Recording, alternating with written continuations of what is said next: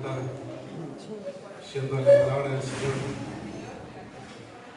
El domingo que viene vamos a tener una visita a nuestra iglesia. Vamos a estar predicando el pastor Sergio Hamdan de la Iglesia Cristiana Pueblo de Dios en San Justo. Así que va a ser lindo tenernos un amigo tanto de Greg como mío, y una bendición poder contar con su visita. Así que ya les voy anunciando eso para que lo tengan en cuenta. Y también tenemos la reunión de miembros el domingo que viene. Aquí tenemos doble bendición. Tanto la reunión de miembros como la visita del pastor Sergio. Bien, Primera de Juan capítulo 2. Primera de Juan capítulo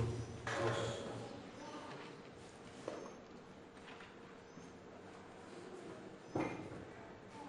Primera de Juan capítulo 2.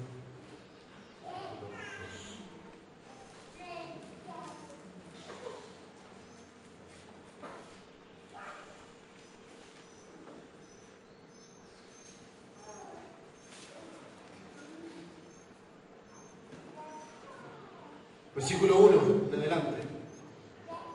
Hijitos míos, os escribo estas cosas para que no pequéis. Y si alguno peca, abogado tenemos para con el Padre, Jesucristo el justo. Él mismo es la propiciación por nuestros pecados, y no solo por los nuestros, sino también por los del mundo entero. Y en esto sabemos que hemos llegado a conocerle, si guardamos sus mandamientos. El que dice yo he llegado a conocerle y no guarda sus mandamientos es un mentiroso, y la verdad no está en él.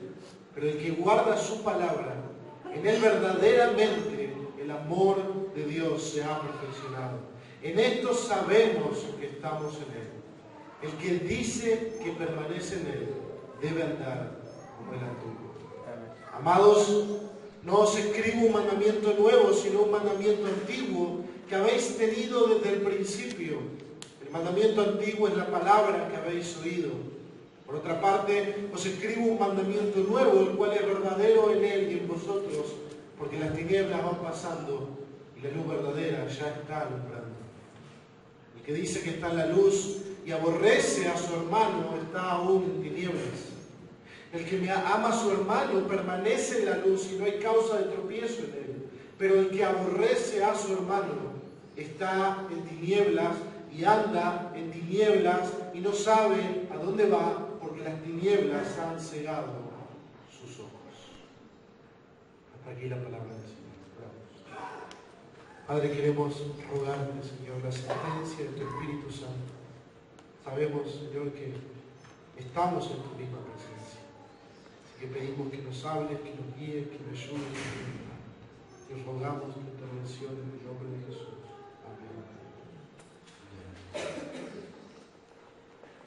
La pregunta, que es el título del sermón de esta mañana, es: ¿cristiano, amas a tus hermanos? ¿Cristiano, amas a tus hermanos? Y vamos a estar viendo versículos 7 al 11. Leímos lo anterior porque es parte del contexto y nos ayuda a sentir la fuerza que este pasaje tiene al mirar lo anterior.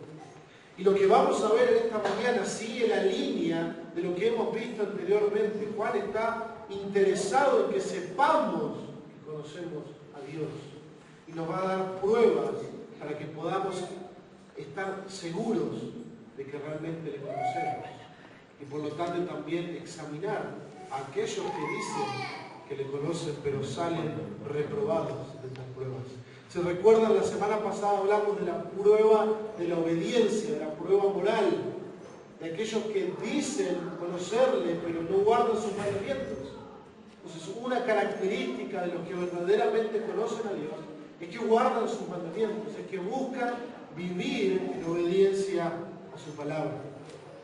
Hoy vamos a ver la prueba del amor. Y lo que vamos a ver en este sermón es que los que verdaderamente conocen a Dios aman a sus hermanos. Los que verdaderamente conocen a Dios aman a sus hermanos.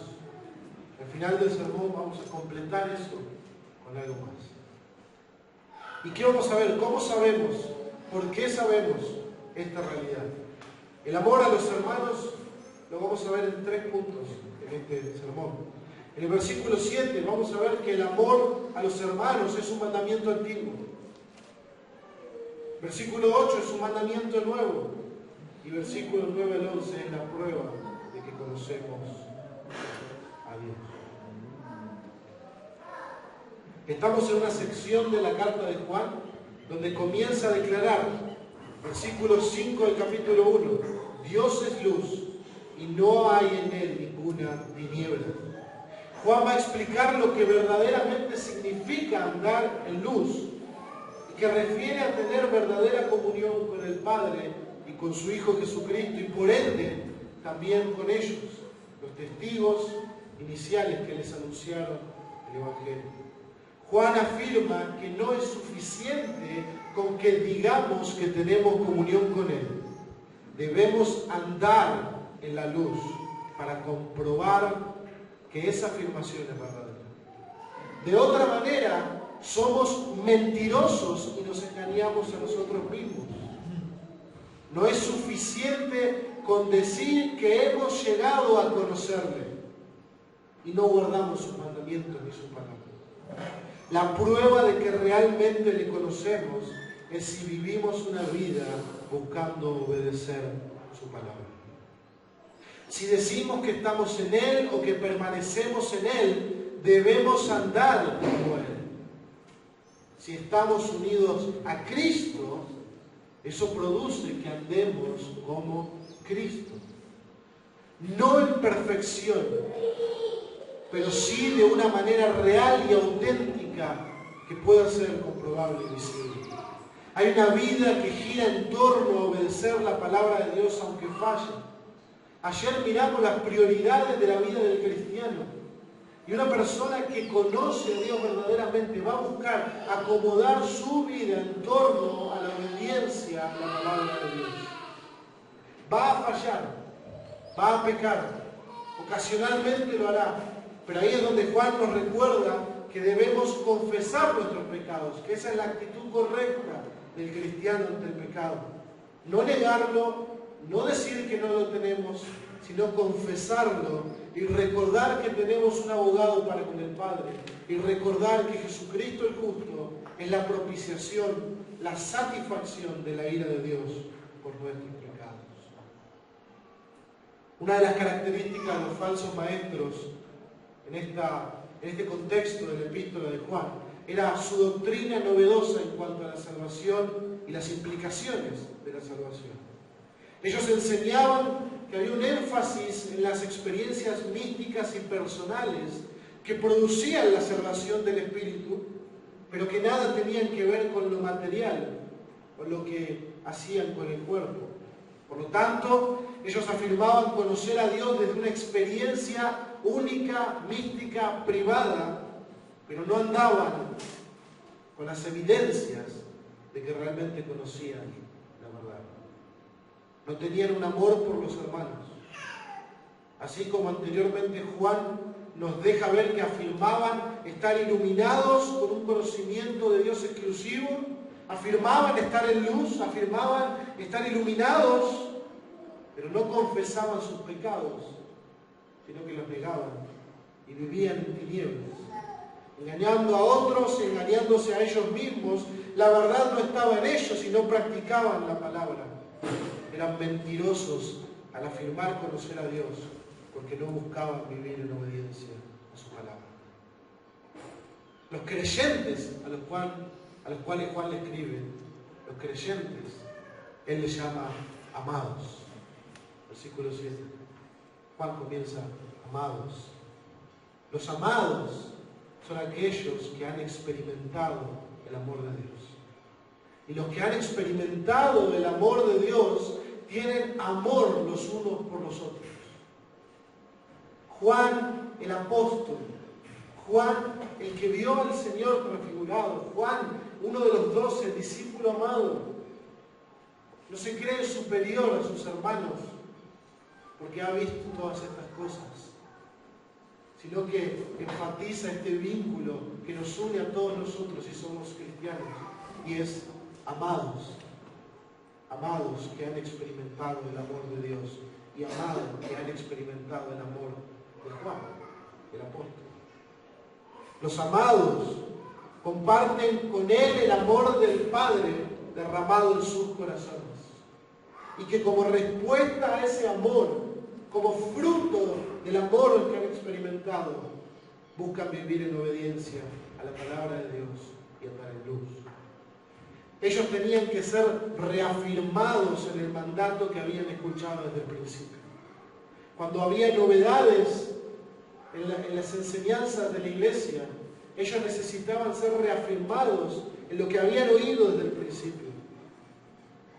Eso es nuevo en un énfasis, es nuevo en un ejemplo que vamos a ver a continuación, pero tampoco es nuevo en lo absoluto. Dios es amor, va a decir más adelante Juan en esta carta. Y Dios es eterno, por tanto el amor es eterno.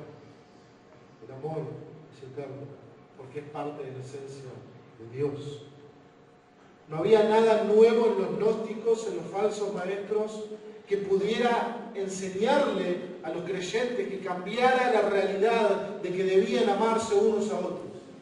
No había ninguna doctrina novedosa que cambiara la realidad de lo que habían oído al principio, que debían amarse los unos a los otros.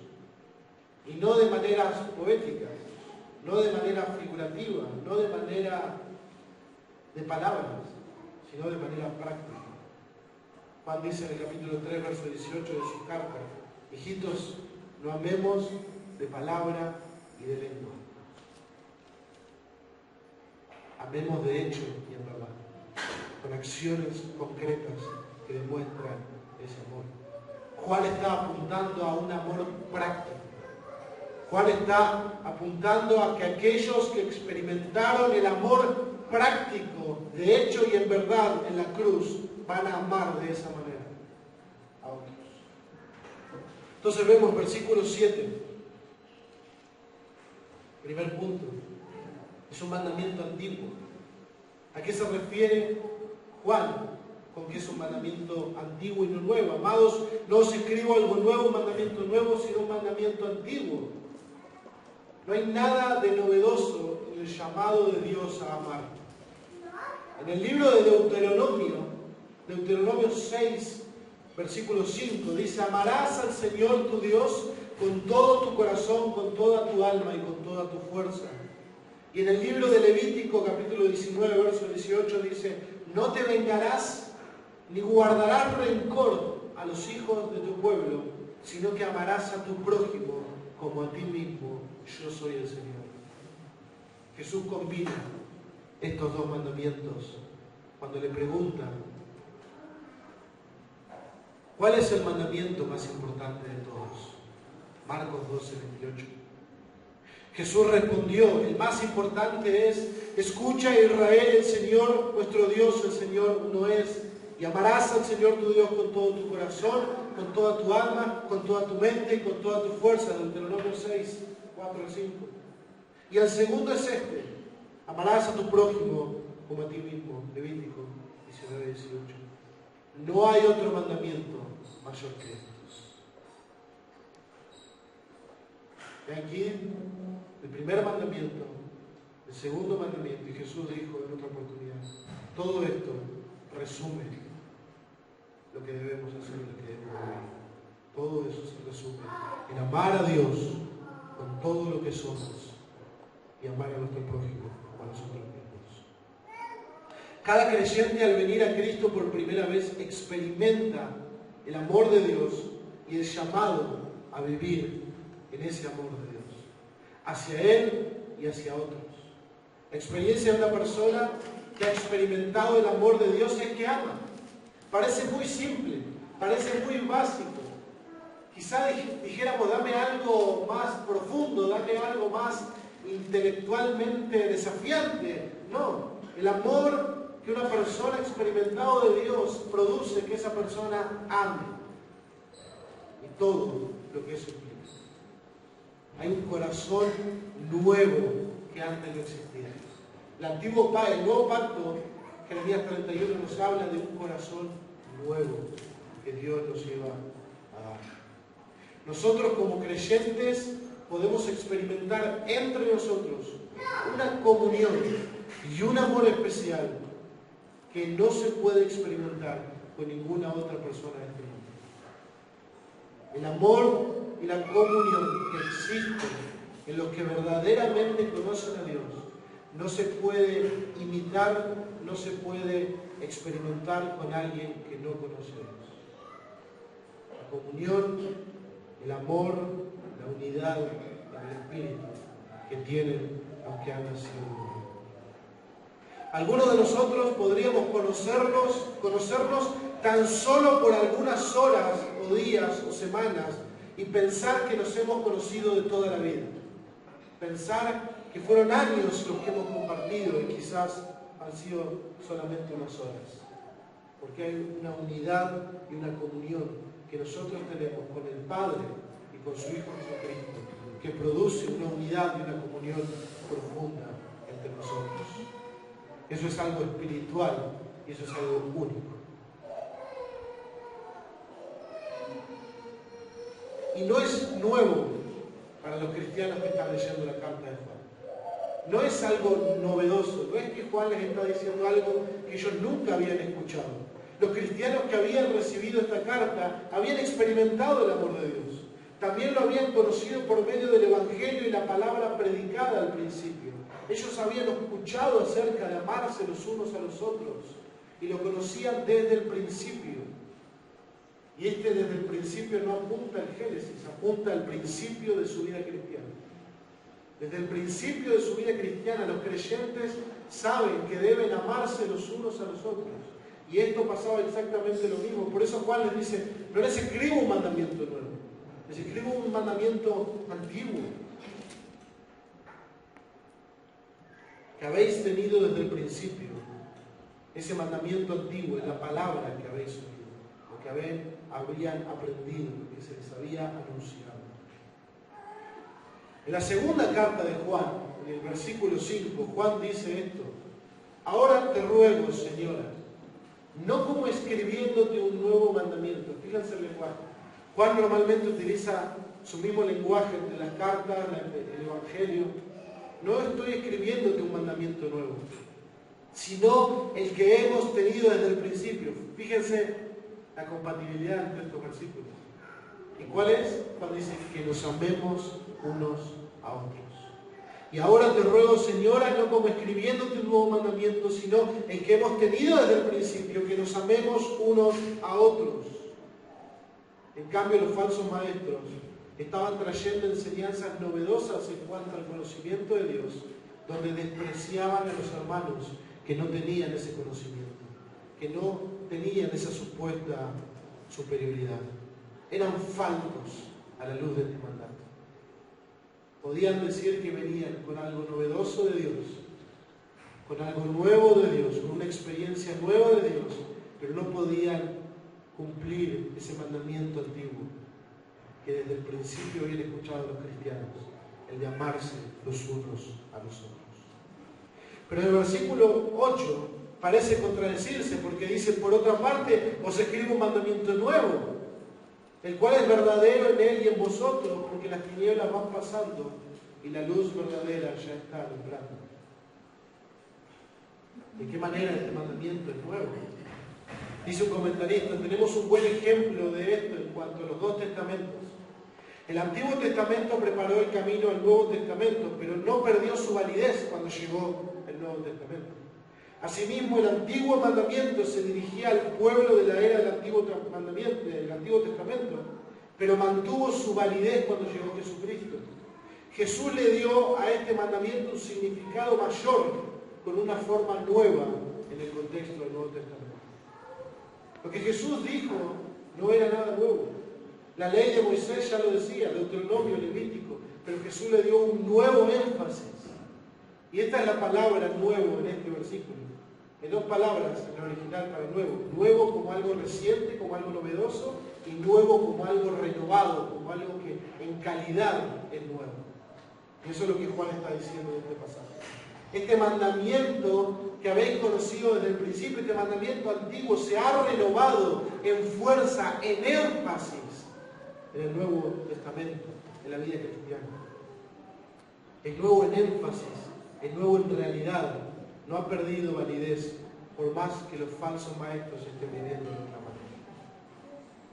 Cristo es el que nos mostró el ejemplo. Fíjense que dice, el cual es verdadero en él y en vosotros. Este mandamiento nuevo de amarse los unos a los otros es verdadero. Es verdadero en Jesucristo, es verdadero en ustedes los creyentes. Hemos tenido el ejemplo de Cristo. En ninguna parte del Antiguo Testamento podemos ver este mandamiento reflejado de tal manera como en la vida de Jesucristo. El amar a Dios es prójimo. Por eso es nuevo también. Porque hay un énfasis nuevo, porque hay un ejemplo que antes no existía. Y es el ejemplo de Cristo, el ejemplo de la cruz, el ejemplo de un amor abnegado y sacrificial por otros.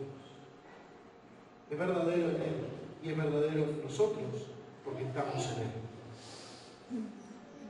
Todo lo que es verdad en Cristo debería ser verdad en nosotros. Si Cristo amó de tal manera, no puede haber odio en nosotros. No puede haber desprecio en nosotros hacia otros. La luz de Cristo ha llegado a este mundo. La luz del mundo ha llegado, como dice Juan en su Evangelio. Las tinieblas van pasando, las tinieblas tienen sus días contados, el reino de Dios está avanzando, la iglesia está prevaleciendo y la luz de Dios va haciendo que las tinieblas retrocedan. Poco tiempo, hermanos, y resplandecerá el lucero de la mañana y las tinieblas habrán pasado. Un nuevo reino se levantó en este mundo. El reino de Dios se acercó y el reino de la luz ha comenzado a brillar. Y un poco de tiempo y las tinieblas habrán pasado completamente.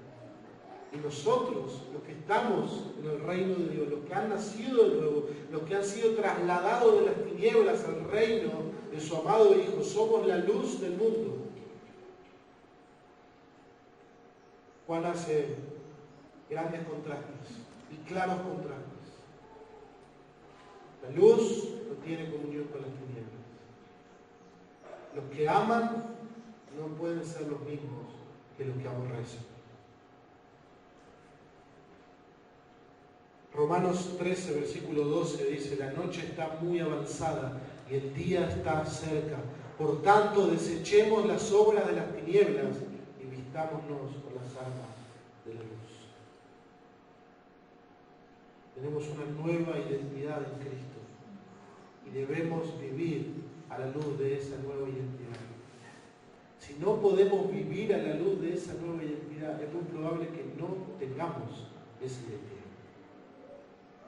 Si no podemos vivir amando a nuestros hermanos, si amar a nuestros hermanos no es una manera de vivir para nosotros, deberíamos cuestionarnos si estamos en aquel que manifestó ese amor. ¿Cómo vivimos a la luz de esta realidad? Si el amor de Dios es una realidad en nuestras vidas, debemos amarnos los unos a los otros. Porque esa es la manera en que viven aquellos que han pasado de las tinieblas a su luz. Pronto las tinieblas pasarán y experimentaremos el amor mutuo de una manera perfecta por la eternidad. Fíjense, hay cosas que son eternas y no van a cambiar. El amor que debemos tenernos los unos a los otros, un amor abnegado y sacrificial como el de Cristo, no va a cambiar, se va a perfeccionar porque ya el pecado no estará entre nosotros. Versículos 9 al 11 vemos la prueba de que conocemos a Dios. El que dice que está en la luz y aborrece a su hermano está aún en las tinieblas. La característica de una persona que anda en la luz y conoce en verdad a Dios es que no odia a su hermano. No lo aborrece, no lo odia, no lo desprecia con odio en su corazón. No lo aborrece. El odio se opone al amor, como las tinieblas se oponen a la luz. O amas o odias. O estás en luz o estás en tinieblas. Juan marca contrastes a lo largo de su epístola. Mateo 5, 21 al 22, Jesús nos habla al respecto diciendo: habéis oído que se dijo a los antepasados, no matarás, y cualquiera que cometa homicidio será culpable ante la corte. Pero yo les digo que todo aquel que esté enojado con su hermano será culpable ante la corte, y cualquiera que diga raca a su hermano será culpable delante de la Corte Suprema, y cualquiera que le diga idiota será reo del infierno de fuego. Una persona que en su corazón aborrece a otro hermano, una persona que en su corazón odia a otro hermano, no puede el amor de Dios morar en él. Versículo 10. El que ama a su hermano permanece en la luz y no hay causa de tropiezo en él. Estar y permanecer en la luz es amar a nuestros hermanos. Amar a aquellos que también comparten nuestra comunión con Dios. Fíjense que el pasaje nos dice que no hay tropiezo, no hay causa de tropiezo en él. Un comentarista dice lo siguiente: tropezar es caer en el pecado, en la apostasía. La persona que ama a su hermano no será vencida por la tentación, porque tiene principios correctos y no será desviada de ellos por los atractivos de una existencia egoísta. Reconoce la tentación como tal y le dice no. Otro comentarista dice al respecto: Juan da a entender que todo aquel que odia a su hermano produce su propia caída, y la causa de su tropiezo no puede ser atribuida a factores externos, sino solamente a su ser interior que está lleno de odio. Nosotros podemos decir con nuestros labios que amamos a Dios, que estamos en luz, que amamos a nuestros hermanos, pero nuestra manera de vivir no manifiesta que hay un amor genuino por aquellos que están en Cristo. Si amas a los hermanos que te caen bien y no amas a los hermanos que te caen mal, entonces no amas a los hermanos. Te amas a ti mismo. Somos llamados a amarnos unos a otros.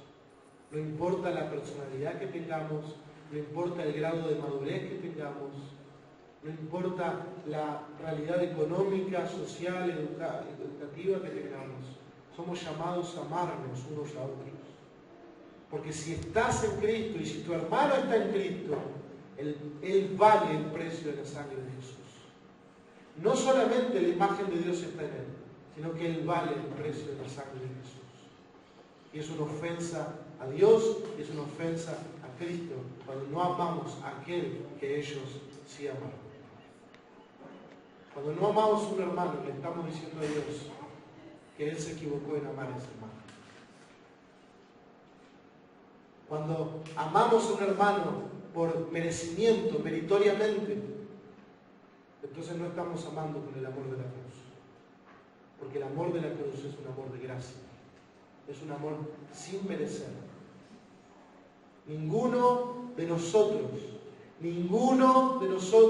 merece que su hermano le ame. Porque no merece que Dios le ame.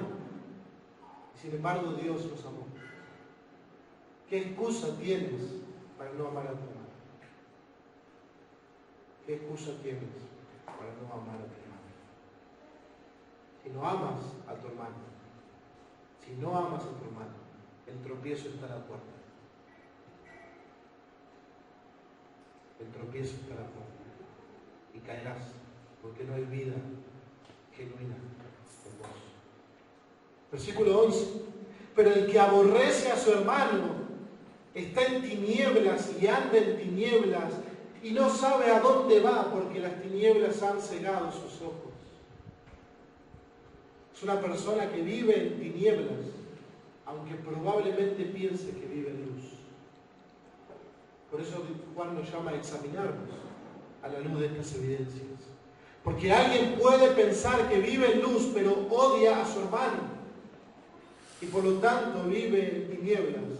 Podrá leer la palabra, podrá orar, podrá congregar, pero aún está separado de Dios por su pecado. Y la evidencia de eso es que no tiene un amor genuino por los hermanos. Lo que hace no lo hace bajo la luz de la nueva vida en Cristo. Lo que hace, lo hace andando, yendo, viniendo, decidiendo y accionando conforme a las tinieblas, conforme a su pecado. El comentarista Marshall dice lo siguiente: no es solamente la ausencia de pecado lo que caracteriza al verdadero cristiano.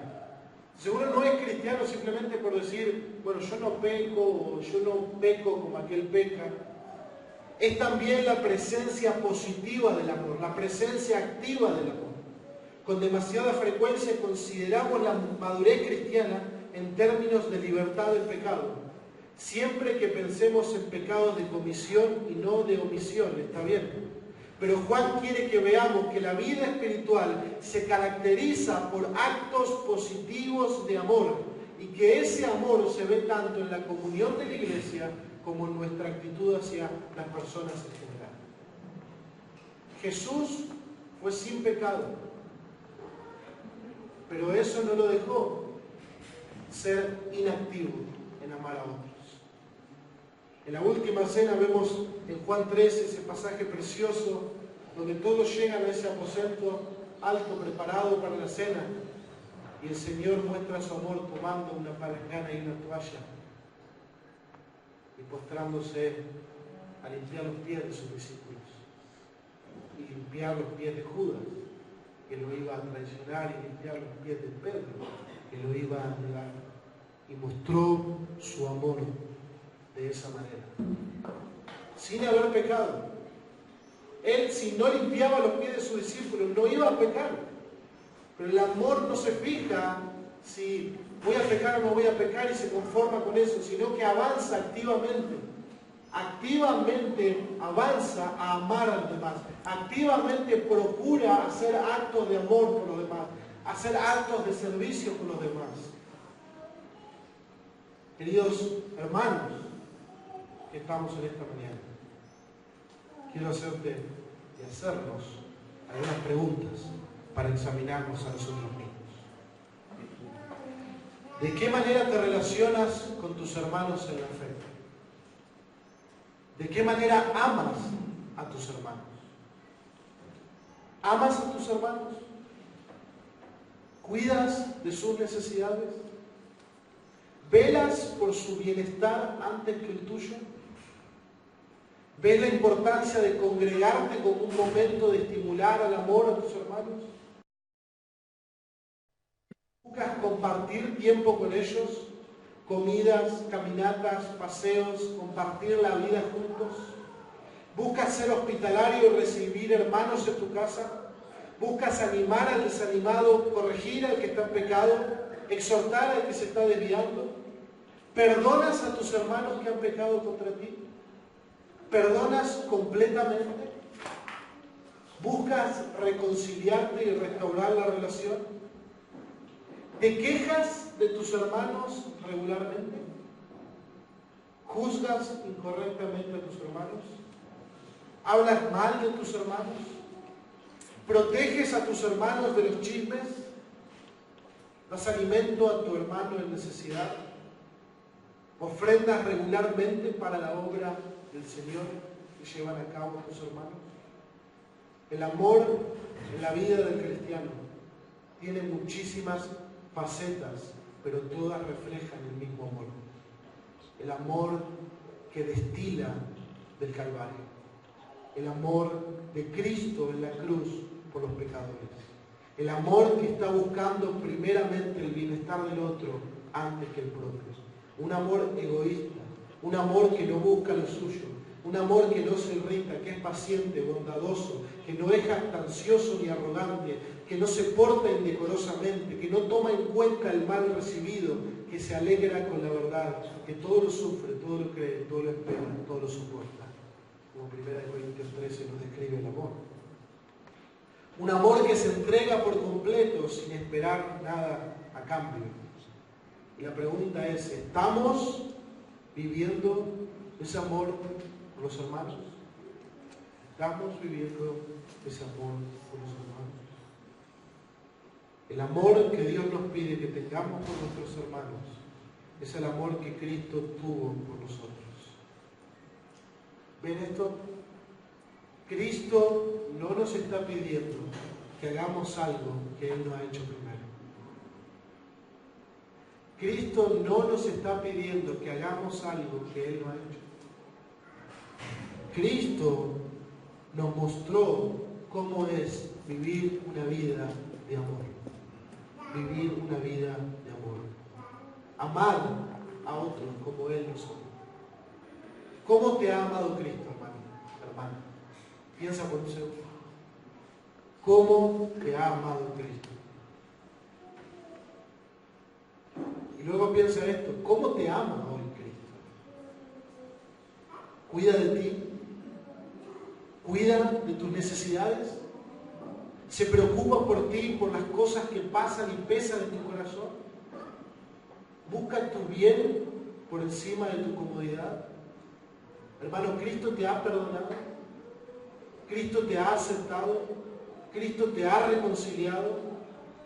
Primera de Juan dice que nosotros amamos porque Él nos ama. Es ahí el origen, la fuente de nuestro amor. No tenemos que fabricarlo, no tenemos que imaginarlo o inventarlo, tenemos que imitarlo. El amor que destila el Calvario. Nosotros podemos entender cómo amar a otros al ver cómo Cristo nos amó en la cruz y vivir ese amor hacia los demás. Debemos pedir cada uno de nosotros, todos nosotros, debemos pedirle gracia al Señor. Debemos pedirle gracia al Señor para experimentar este amor de verdad en nuestras vidas. Ninguno está exento. Pero esta realidad del amor de Dios debe ser algo que vivimos entre nosotros. Ese amor es la evidencia de que verdaderamente le conocemos si amamos a nuestros hermanos como Cristo nos ama. Si amamos a nuestros hermanos como Cristo nos amó. Vean conmigo Juan capítulo 13 en sus Biblias. Juan capítulo 13.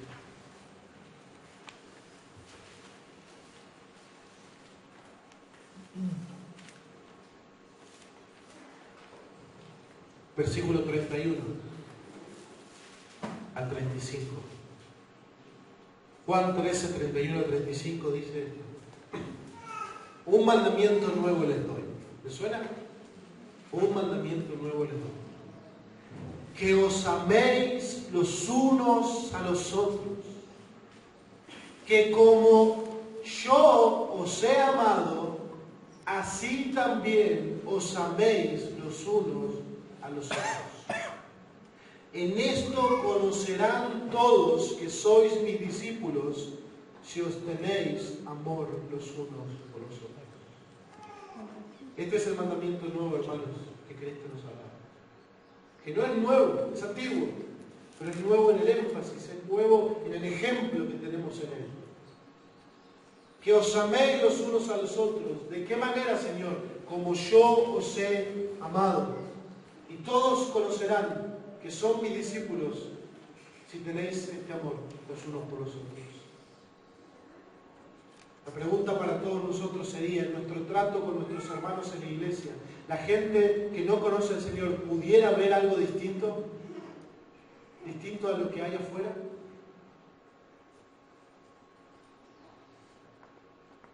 ¿La gente pudiera ver que nos negamos de hablar mal de alguien? ¿La gente pudiera ver que nos sacrificamos por alguien que no vamos a sacar ningún provecho? Simplemente queremos mostrar el amor. Jesús dijo que debemos amar como Él nos ha amado. Y la pregunta es, ¿de qué manera se manifestó el amor de Cristo por nosotros? ¿De qué manera nos amó? Y quiero leerles esto. Él nos amó al no estimar el ser igual a Dios como algo que aferrarse. Él nos amó tomando forma de siervo, haciéndose semejante a los hombres, humillándose a sí mismo y haciéndose obediente hasta la muerte y muerte de cruz. Él nos amó amando a Dios con todo su corazón, con toda su mente y con toda su fuerza, y amando al prójimo como a sí mismo. Algo que jamás podríamos hacer, pero que Él nos amó y lo puso a nuestra cuenta y a nuestro favor. Él nos amó y pagó el precio que jamás podríamos pagar para poder tener comunión con Él. La paga que merece nuestro pecado es la muerte, y Jesús nos amó y murió en nuestro lugar y venció la muerte al resucitar al tercer día. Él nos amó al recibir el castigo de Dios completo por aquellos que fueron escogidos antes de la fundación del mundo. Él nos amó siendo abandonado por Dios en la cruz para que jamás nosotros recibamos abandono de parte de Dios. Él nos amó siendo rechazado por el Padre para que el Padre jamás nos rechace a nosotros. Él nos amó al enfrentar al Dios 3 veces santo y justo, hecho pecado y maldición en la cruz por nosotros. Él nos amó recibiendo la ira de Dios en nuestro lugar por nuestros pecados, la que nosotros merecíamos, a pesar de que jamás hubo pecado en Él. Él nos amó y su amor le llevó a cubrir nuestros pecados al costo de derramar su sangre para hacer el sacrificio que Dios aceptaría para limpiarnos de nuestra maldad. Él nos amó y guardó silencio ante el sumo sacerdote, Pilato y Herodes, ante sus acusadores, calumniadores y blasfemos para ser condenados en la cruz. De tal manera que todos nuestros acusadores quedaran en silencio y jamás pudiéramos ser condenados. Como dijo el apóstol Pablo, Él me amó y se entregó a sí mismo. Este es el amor de Cristo, hermanos. Este es el amor que destila el Nuevo Testamento. Las páginas de la Escritura destilan el amor de Cristo. Su entrega al Padre, su entrega por nosotros, su amor derramado en la cruz, su silencio. Como un cordero enmudeció yendo al matadero. Y Él nunca pecó. ¿Por qué? Por amor. Porque Él cargó nuestras iniquidades, dice Isaías 53. Y por nuestros pecados Él fue molido. Este es el mandamiento nuevo, hermanos. Que es antiguo, pero es nuevo. Amémonos los unos a los otros, como Él nos ha amado. Así también que nos amemos los unos a los otros. El que ama a su hermano permanece en luz y tiene comunión con Él, y no hay causa de tropiezo en él. Y los que verdaderamente conocen a Dios aman a sus hermanos. Pero no solo eso, los que verdaderamente conocen a Dios aman a sus hermanos como Cristo los ama. Aman a sus hermanos como Cristo los ama. Oremos. Querido Dios y Padre, nosotros, Señor, podemos hacer muchas cosas, pero no podemos fabricar amor. Pero si estamos en Cristo, el amor de Dios, que Efesios dice que no podemos conocer su altura, su profundidad ni su ancho. Ese amor que sobrepasa todo conocimiento fue derramado en estos vasos de barro, Señor. Y esa es la fuente de nuestro amor. Señor, que amemos los unos a los otros como Él nos amó. Que amemos los unos a los otros de la manera que Cristo nos amó. Que cada vez que veamos en las Escrituras de qué manera Cristo nos amó, que busquemos amar a otros de esa manera, activamente, para mostrar al mundo que somos tus discípulos, Señor. Y yo te ruego, Padre, que perdones nuestros pecados. Que perdones todas las veces que hacemos indiferencia a nuestro amado hermano que está en necesidad, o indiferencia al hermano que necesita una corrección, una palabra de ánimo. Una indiferencia, Señor. La indiferencia es lo opuesto al amar, Señor. Por favor, Padre, ayúdanos a poner los intereses de nuestros hermanos por encima de los nuestros Líbranos de un corazón egoísta y orgulloso que solo piensa en nuestro bienestar, Señor. Haz esa operación a corazón abierto por la obra de tu Espíritu en nuestros corazones y ayúdanos a amar a nuestros hermanos, a entregarnos por nuestros hermanos. Te lo rogamos en el nombre de Jesús.